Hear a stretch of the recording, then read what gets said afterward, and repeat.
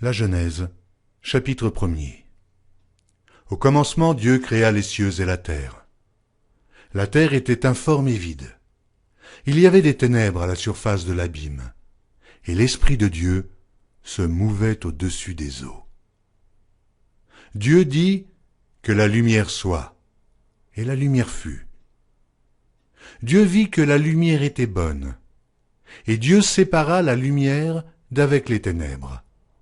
Dieu appela la lumière jour, et il appela les ténèbres nuit. Ainsi il y eut un soir, et il y eut un matin. Ce fut le premier jour. Dieu dit qu'il y ait une étendue entre les eaux, et qu'elle sépare les eaux d'avec les eaux.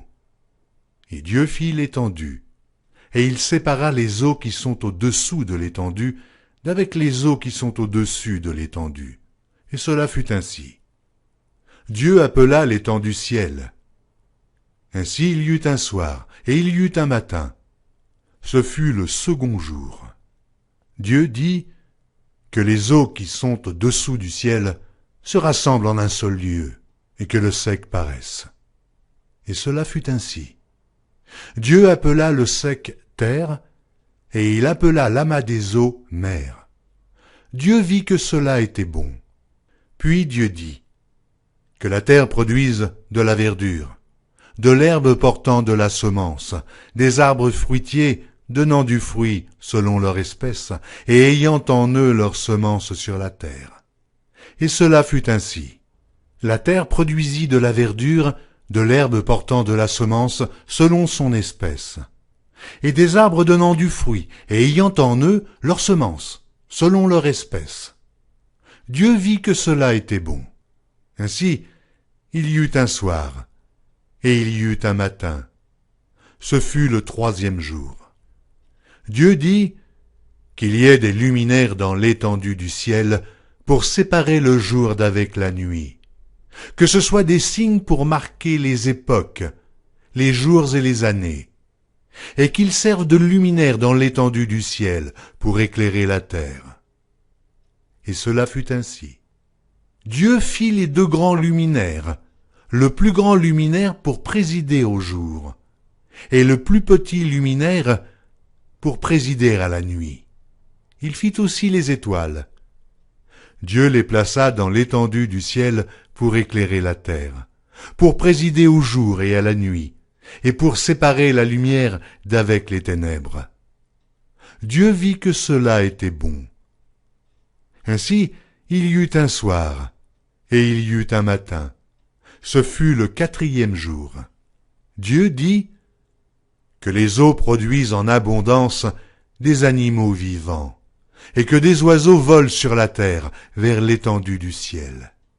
Dieu créa les grands poissons et tous les animaux vivants qui se meuvent, et que les eaux produisirent en abondance selon leur espèce. Il créa aussi tout oiseau ailé selon son espèce. Dieu vit que cela était bon. Dieu les bénit en disant « Soyez féconds, multipliez, et remplissez les eaux des mers, et que les oiseaux multiplient sur la terre. » Ainsi, il y eut un soir, et il y eut un matin. Ce fut le cinquième jour. Dieu dit que la terre produise des animaux vivants selon leur espèce, du bétail, des reptiles et des animaux terrestres selon leur espèce. Et cela fut ainsi. Dieu fit les animaux de la terre selon leur espèce, le bétail selon son espèce, et tous les reptiles de la terre selon leur espèce. Dieu vit que cela était bon. Puis Dieu dit, « Faisons l'homme à notre image, selon notre ressemblance, et qu'il domine sur les poissons de la mer, sur les oiseaux du ciel, sur le bétail, sur toute la terre, et sur tous les reptiles qui rampent sur la terre. » Dieu créa l'homme à son image. Il le créa à l'image de Dieu. Il créa l'homme et la femme. Dieu les bénit, et Dieu leur dit, « Soyez féconds, multipliez, remplissez la terre et l'assujettissez, et dominait sur les poissons de la mer, sur les oiseaux du ciel, sur tout animal qui se meut sur la terre. Et Dieu dit, voici, je vous donne toute herbe portant de la semence, et qui est à la surface de toute la terre, et tout arbre ayant en lui du fruit d'arbre, et portant de la semence. Ce sera votre nourriture. Et à tout animal de la terre, et à tout oiseau du ciel, et à tout ce qui se meut sur la terre, ayant en soi un souffle de vie, je donne toute herbe verte pour nourriture. Et cela fut ainsi. Dieu vit tout ce qu'il avait fait, et voici, cela était très bon. Ainsi il y eut un soir, il y eut un matin, ce fut le 6e jour. La Genèse, chapitre 2. Ainsi furent achevés les cieux et la terre, et toute leur armée. Dieu acheva au 7e jour son œuvre qu'il avait faite, et il se reposa au 7e jour de toute son œuvre qu'il avait faite. Dieu bénit le 7e jour, et il le sanctifia, parce qu'en ce jour, il se reposa de toute son œuvre qu'il avait créée en la faisant. Voici les origines des cieux et de la terre quand ils furent créés. Lorsque l'Éternel Dieu fit une terre et des cieux, aucun arbuste des champs n'était encore sur la terre, et aucune herbe des champs ne germait encore, car l'Éternel Dieu n'avait pas fait pleuvoir sur la terre, et il n'y avait point d'homme pour cultiver le sol. Mais une vapeur s'éleva de la terre et arrosa toute la surface du sol. L'Éternel Dieu forma l'homme de la poussière de la terre. Il souffla dans ses narines un souffle de vie, et l'homme devint un être vivant. Puis l'Éternel Dieu planta un jardin en Éden du côté de l'Orient, et il y mit l'homme qu'il avait formé. L'Éternel Dieu fit pousser du sol des arbres de toute espèce, agréables à voir et bons à manger, et l'arbre de la vie au milieu du jardin, et l'arbre de la connaissance du bien et du mal. Un fleuve sortait d'Éden pour arroser le jardin, et de là, il se divisait en 4 bras. Le nom du premier est Pichon. C'est celui qui entoure tout le pays de Havila où se trouve l'or. L'or de ce pays est pur. On y trouve aussi le bdolium et la pierre d'onyx. Le nom du second fleuve est Gihon. C'est celui qui entoure tout le pays de Cush. Le nom du troisième est Hidékel. C'est celui qui coule à l'orient de la Syrie. Le 4e fleuve, c'est l'Euphrate. L'Éternel Dieu prit l'homme et le plaça dans le jardin d'Éden pour le cultiver et pour le garder. L'Éternel Dieu donna cet ordre à l'homme. Tu pourras manger de tous les arbres du jardin, mais tu ne mangeras pas de l'arbre de la connaissance du bien et du mal, car le jour où tu en mangeras, tu mourras. L'Éternel Dieu dit, il n'est pas bon que l'homme soit seul. Je lui ferai une aide semblable à lui. L'Éternel Dieu forma de la terre tous les animaux des champs et tous les oiseaux du ciel, et il les fit venir vers l'homme pour voir comment il les appellerait, et afin que tout être vivant portât le nom que lui donnerait l'homme. Et l'homme donna des noms à tout le bétail, aux oiseaux du ciel et à tous les animaux des champs. Mais, pour l'homme, il ne trouva point d'aide semblable à lui. Alors l'Éternel Dieu fit tomber un profond sommeil sur l'homme qui s'endormit. Il prit une de ses côtes et referma la chair à sa place. L'Éternel Dieu forma une femme de la côte qu'il avait prise de l'homme, et il l'amena vers l'homme. Et l'homme dit, « Voici cette fois celle qui est os de mes os et chair de ma chair. On l'appellera femme, parce qu'elle a été prise de l'homme. C'est pourquoi l'homme quittera son père et sa mère et s'attachera à sa femme, et ils deviendront une seule chair. L'homme et sa femme étaient tous deux nus, et ils n'en avaient point honte. »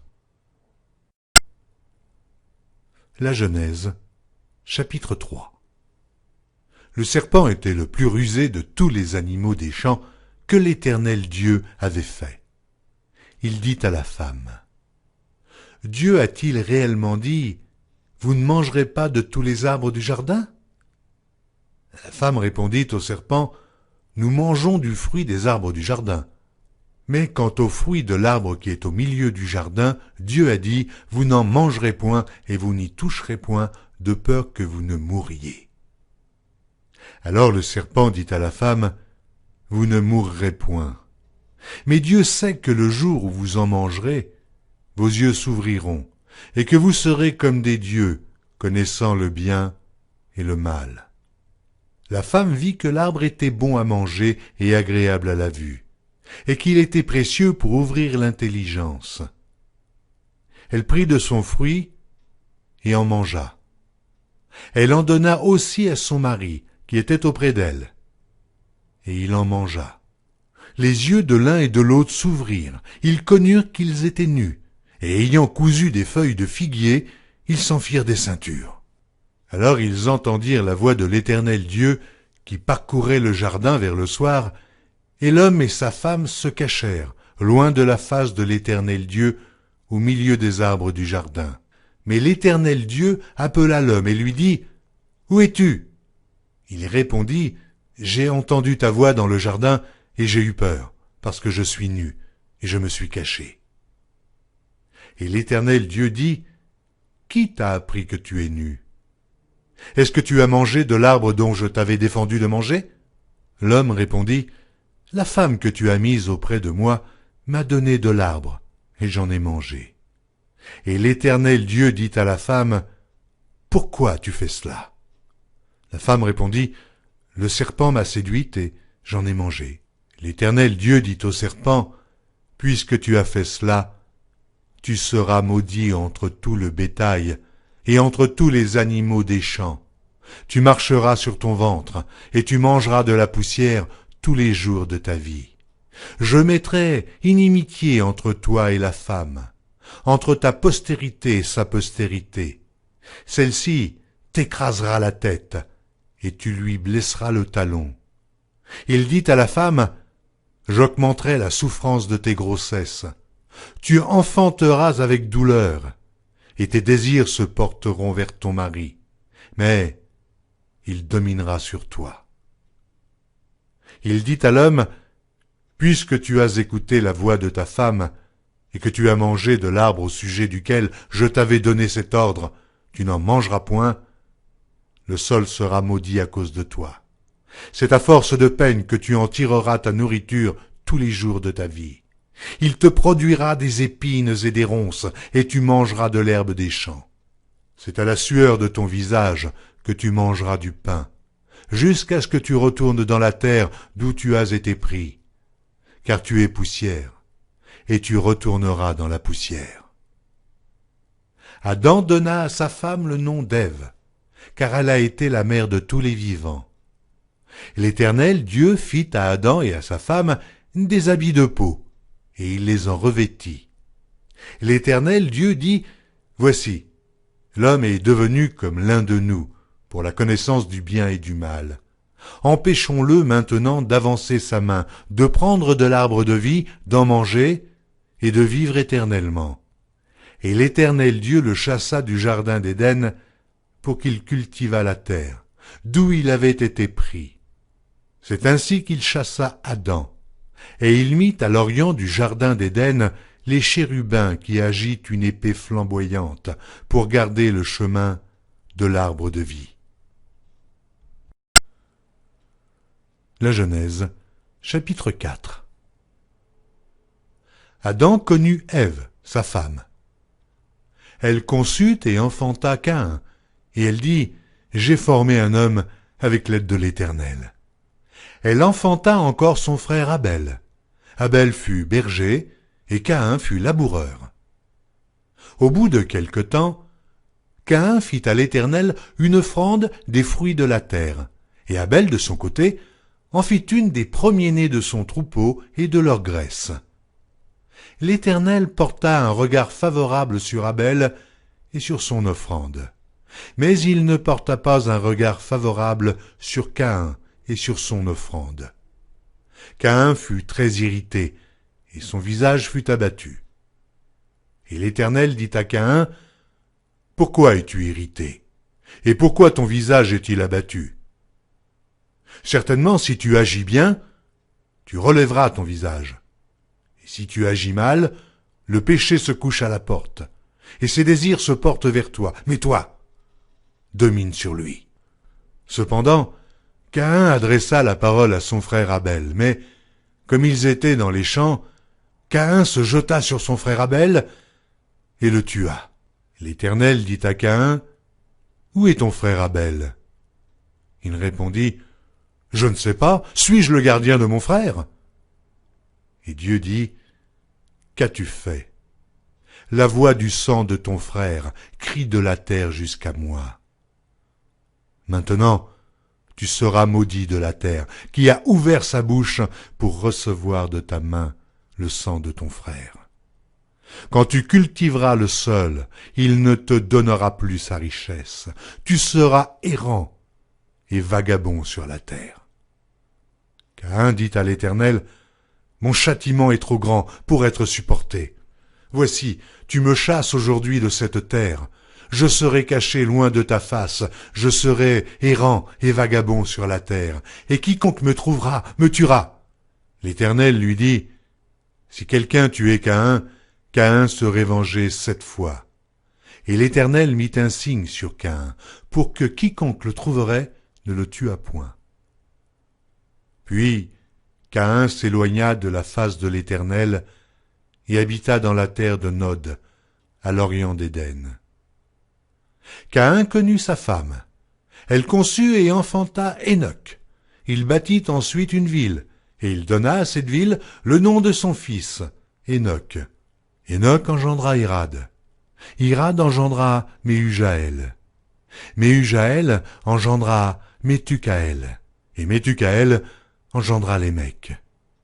Lémec prit 2 femmes. Le nom de l'une était Ada, et le nom de l'autre Tsilla. Ada enfanta Jabal. Il fut le père de ceux qui habitent sous des tentes et près des troupeaux.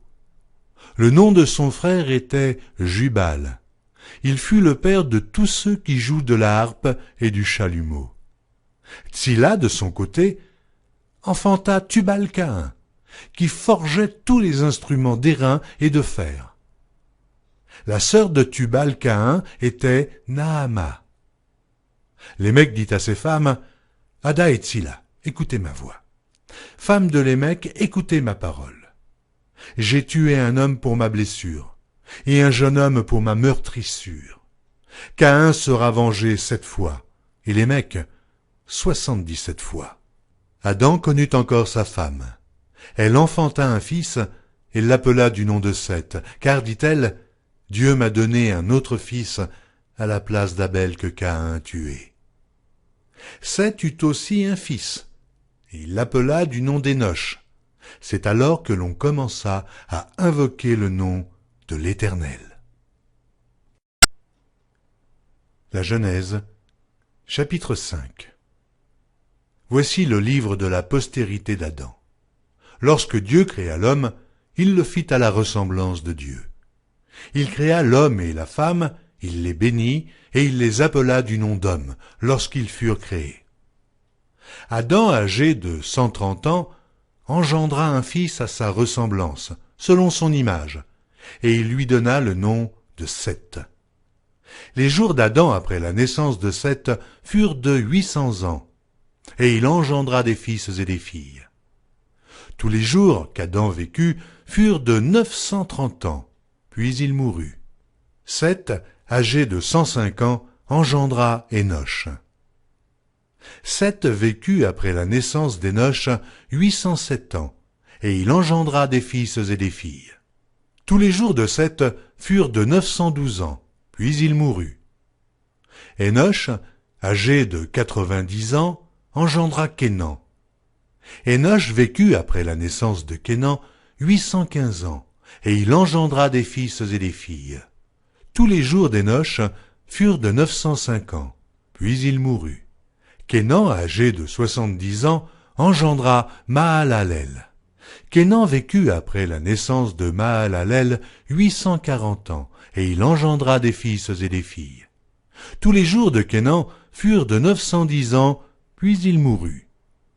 Mahalalel, âgé de 65 ans, engendra Jéred. Mahalalel vécut après la naissance de Jéred 830 ans, et il engendra des fils et des filles. Tous les jours de Mahalalel furent de 895 ans, puis il mourut. Jéred, âgé de 162 ans, engendra Hénoch. Jéred vécut, après la naissance d'Hénoch, 800 ans, et il engendra des fils et des filles. Tous les jours de Jéred furent de 962 ans, puis il mourut. Hénoch, âgé de 65 ans, engendra Méthusélah. Hénoch, après la naissance de Méthusélah, marcha avec Dieu 300 ans, et il engendra des fils et des filles. Tous les jours d'Hénoch furent de 365 ans. Hénoch marcha avec Dieu, puis il ne fut plus, parce que Dieu le prit. Méthusélah, âgé de 187 ans, engendra Lémec. Méthusélah vécut, après la naissance de Lémec, 782 ans, et il engendra des fils et des filles. Tous les jours de Méthusélah furent de 969 ans, puis il mourut. Lémec, âgé de 182 ans, engendra un fils. Il lui donna le nom de Noé en disant « Celui-ci nous consolera de nos fatigues et du travail pénible de nos mains provenant de cette terre que l'Éternel a maudite. » Lémec vécut après la naissance de Noé 595 ans, et il engendra des fils et des filles. Tous les jours de Lémec furent de 777 ans, puis il mourut. Noé, âgé de 500 ans, engendra Sem, Cham et Japheth. La Genèse, chapitre 6. Lorsque les hommes eurent commencé à se multiplier sur la face de la terre, et que des filles leur furent nées, les fils de Dieu virent que les filles des hommes étaient belles, et ils en prirent pour femmes parmi toutes celles qu'ils choisirent. Alors l'Éternel dit, « Mon esprit ne restera pas à toujours dans l'homme, car l'homme n'est que chair, et ses jours seront de 120 ans. » Les géants étaient sur la terre en ces temps-là, après que les fils de Dieu furent venus vers les filles des hommes, et qu'elles leur eurent donné des enfants. Ce sont ces héros qui furent fameux dans l'Antiquité. L'Éternel vit que la méchanceté des hommes était grande sur la terre, et que toutes les pensées de leur cœur se portaient chaque jour uniquement vers le mal. L'Éternel se repentit d'avoir fait l'homme sur la terre, et il fut affligé en son cœur. Et l'Éternel dit, « J'exterminerai de la face de la terre l'homme que j'ai créé, depuis l'homme jusqu'au bétail, aux reptiles et aux oiseaux du ciel, car je me repens de les avoir faits. » Mais Noé trouva grâce aux yeux de l'Éternel. Voici la postérité de Noé. Noé était un homme juste et intègre dans son temps. Noé marchait avec Dieu. Noé engendra 3 fils, Sem, Cham et Japheth. La terre était corrompue devant Dieu. La terre était pleine de violence. Dieu regarda la terre, et voici, elle était corrompue, car toute chair avait corrompu sa voie sur la terre. Alors Dieu dit à Noé, « La fin de toute chair est arrêtée par devers moi, car ils ont rempli la terre de violence. Voici, je vais les détruire avec la terre. Fais-toi une arche de bois de gophée. Tu disposeras cette arche en cellules, et tu l'enduiras de poids en dedans et en dehors. Voici comment tu la feras. L'arche aura 300 coudées de longueur, 50 coudées de largeur et 30 coudées de hauteur. Tu feras à l'arche une fenêtre, que tu réduiras à 1 coudée en haut. Tu établiras une porte sur le côté de l'arche, et tu construiras un étage inférieur, un second et un 3e. Et moi, je vais faire venir le déluge d'eau sur la terre, pour détruire toute chair ayant souffle de vie sous le ciel. Tout ce qui est sur la terre périra. Mais J'établis mon alliance avec toi. Tu entreras dans l'arche, toi et tes fils, ta femme et les femmes de tes fils avec toi. De tout ce qui vit, de toute chair, tu feras entrer dans l'arche 2 de chaque espèce, pour les conserver en vie avec toi. Il y aura un mâle et une femelle. Des oiseaux selon leur espèce, du bétail selon son espèce, et de tous les reptiles de la terre selon leur espèce. 2 de chaque espèce viendront vers toi, pour que tu leur conserves la vie. Et toi, prends de tous les aliments que l'on mange, et fais-en une provision auprès de toi, afin qu'ils te servent de nourriture ainsi qu'à eux. C'est ce que fit Noé. Il exécuta tout ce que Dieu lui avait ordonné.